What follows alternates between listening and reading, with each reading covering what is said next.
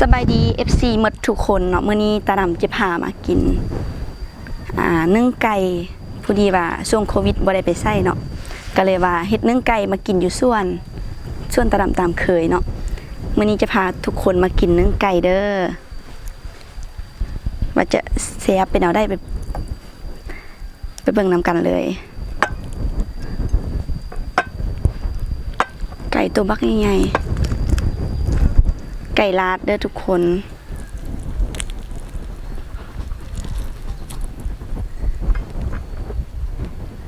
อันนี้แจ่วส้มเนาะ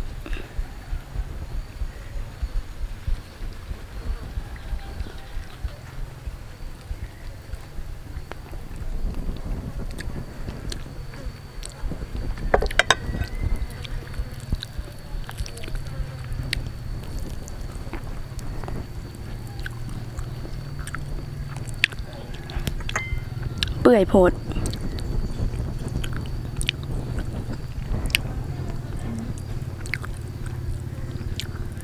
ในช่วงโควิดเนาะทุกคนบ่ได้ไปไสเนาะคืออยากกินนึ่งไก่บ่ได้กินดนหรอกตานำก็เลยว่ามาไปซื้อไก่มานึ่งขาไก่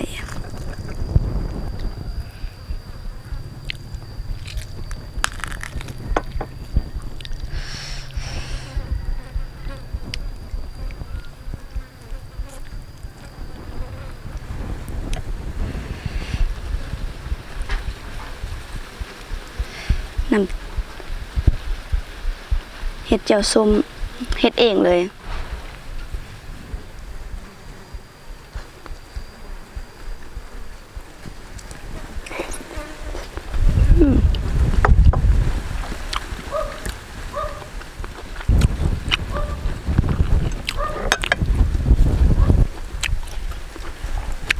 อนุญาตใช้มือเนาะทุกคน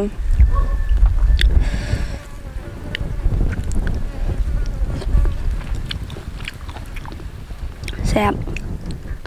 มาได้ FC ทุกคนมากินนึ่งไก่นำกันแล้วช่วงโควิดบ่ได้ไปไสเนาะ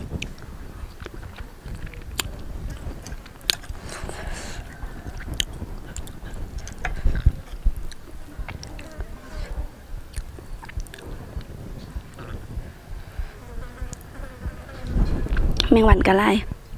อยู่ส่วนเนาะอยู่ส่วนคือเก่า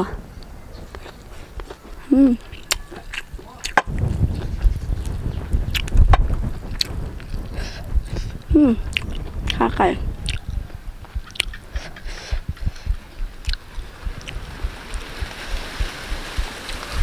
ฟ้าลมปรีเย็นยามฮ้อนเด้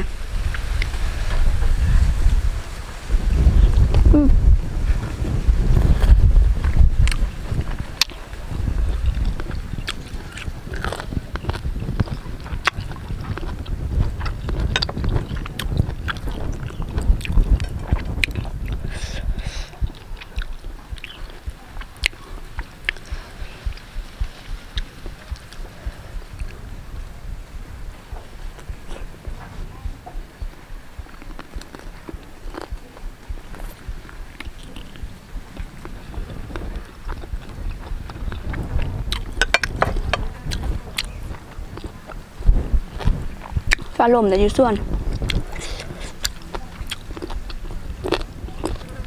ช่วงโควิดบ่ได้ไปไสกักตัวอยู่ส่วนเลยตามธรรมชาติบ้านเฮาเนาะ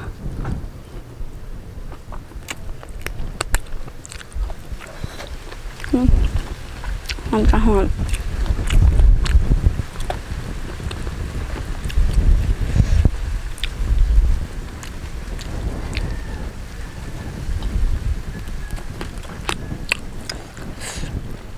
ผักเฮาก็จะมีแต่เพราะตลาดก็จะปิดไปซอกซื้อกับบ่มี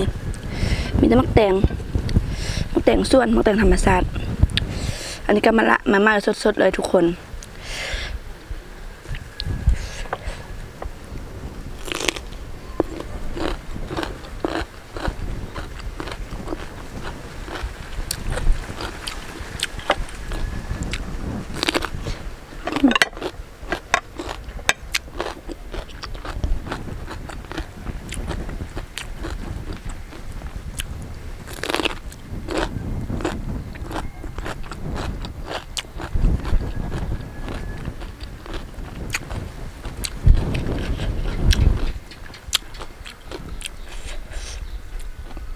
อยู่กับธรรมชาติกินกับธรรมชาตินะทุกคนเนาะ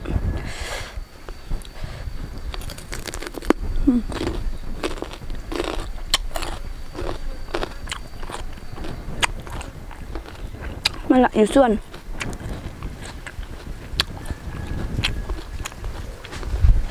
แซ่บ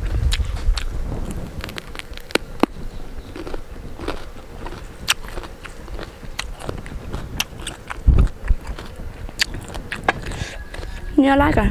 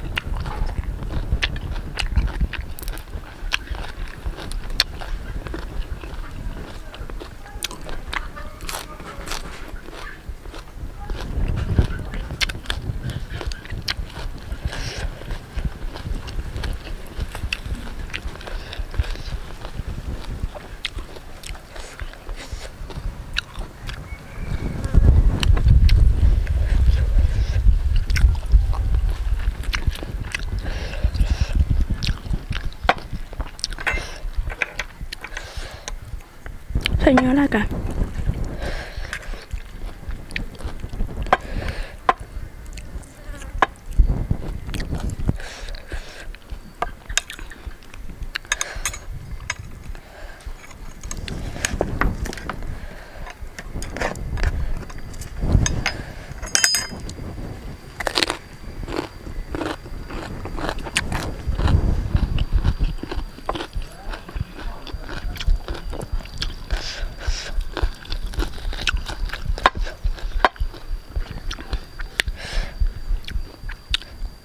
กินกับบรรยากาศแบบนี้แซ่บเนาะ FC ทุกคนเนาะ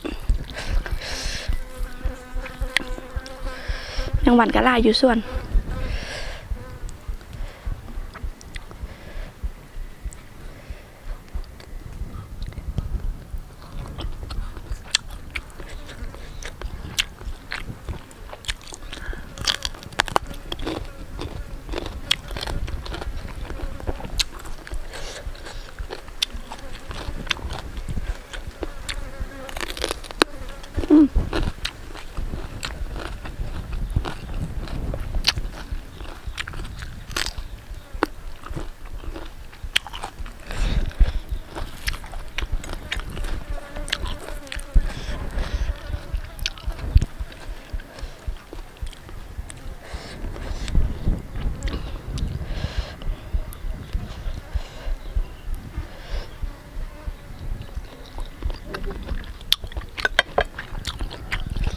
แซ่บ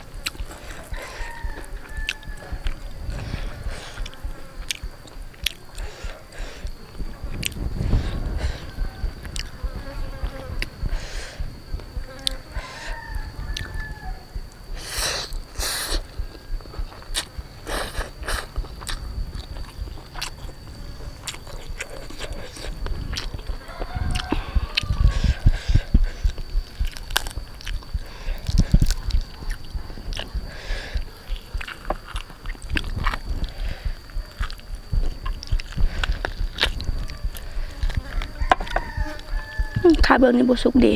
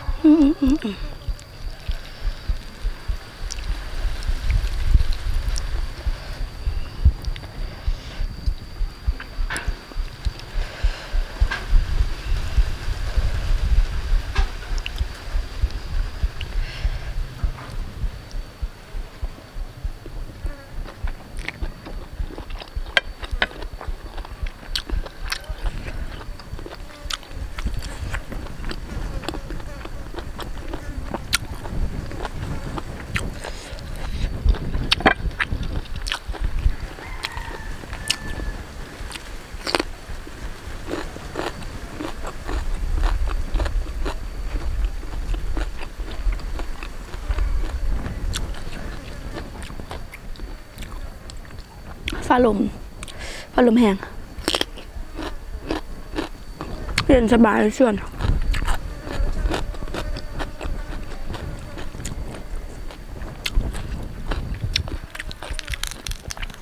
ช่วงโควิดกักตัวไม่ได้ไปใส่อยู่แต่ส่วนก็บริไกลอยู่ใกล้ๆบ้านเนาะอยู่หลังบ้านกักตัวคนเดียวยานโควิด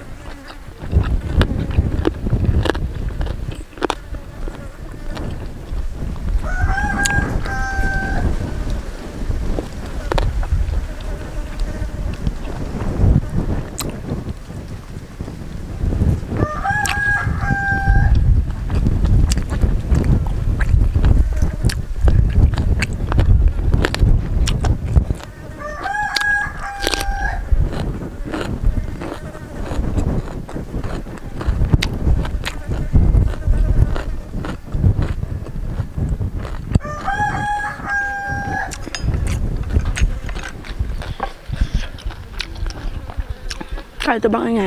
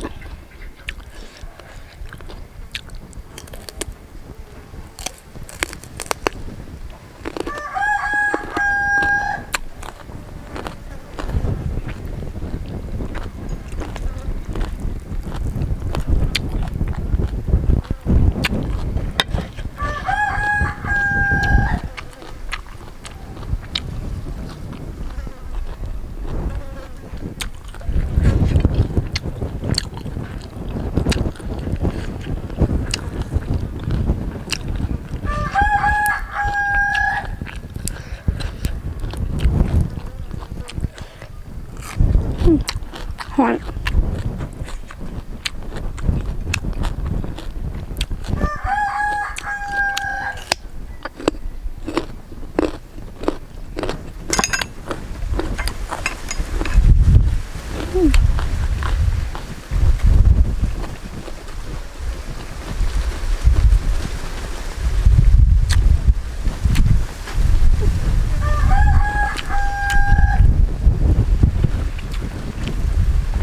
ขึ้นได้ไรแมงวันเนอะบรรยากาศดีเย็นดีอยู่ส่วน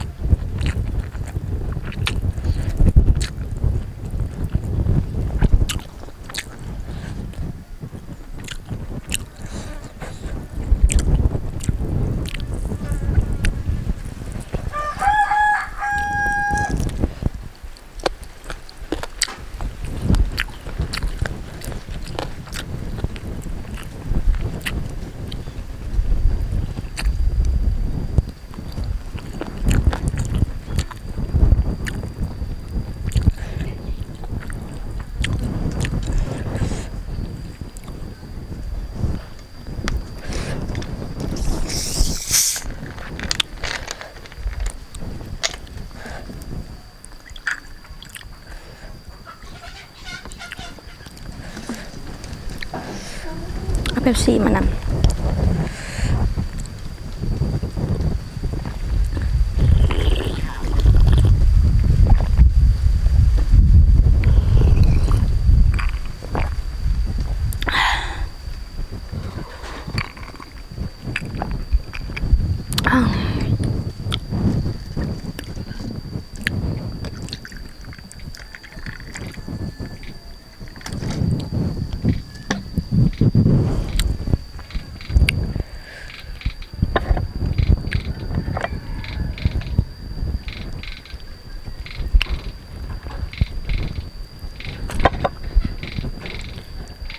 มีเสียงกบเลยเสียงกบเสียงเขียด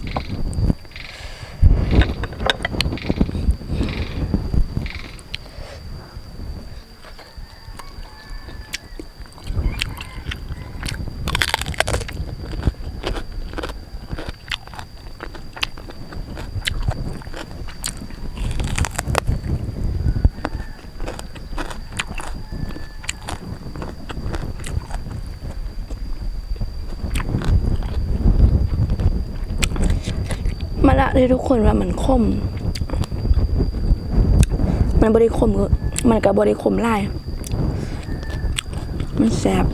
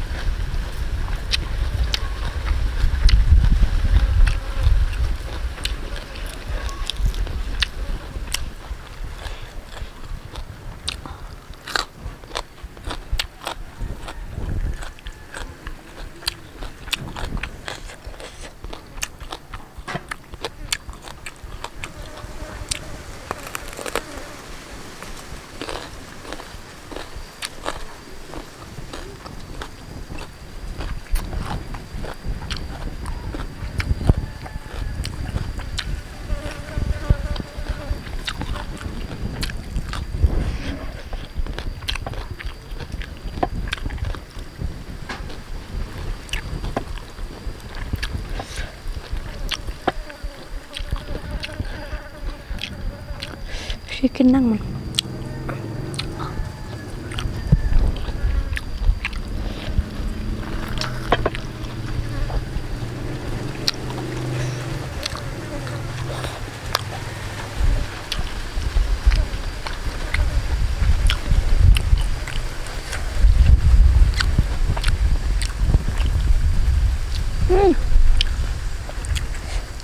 คือฝนตกน้ำต้นกล้วยตกใส่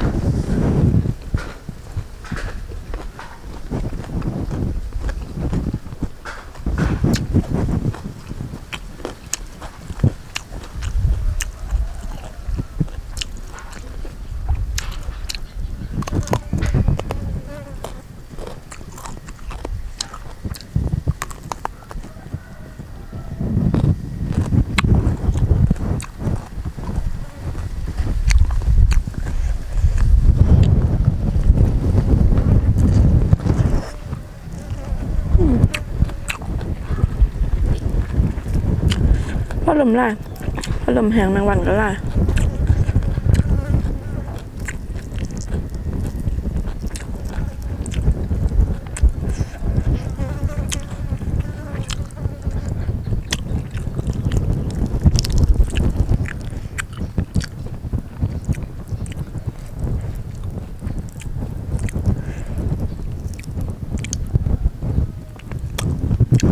ข้าวห้องวันหนึ่งไก่สมุนไพรเนาะจะมีแต่สมุนไพร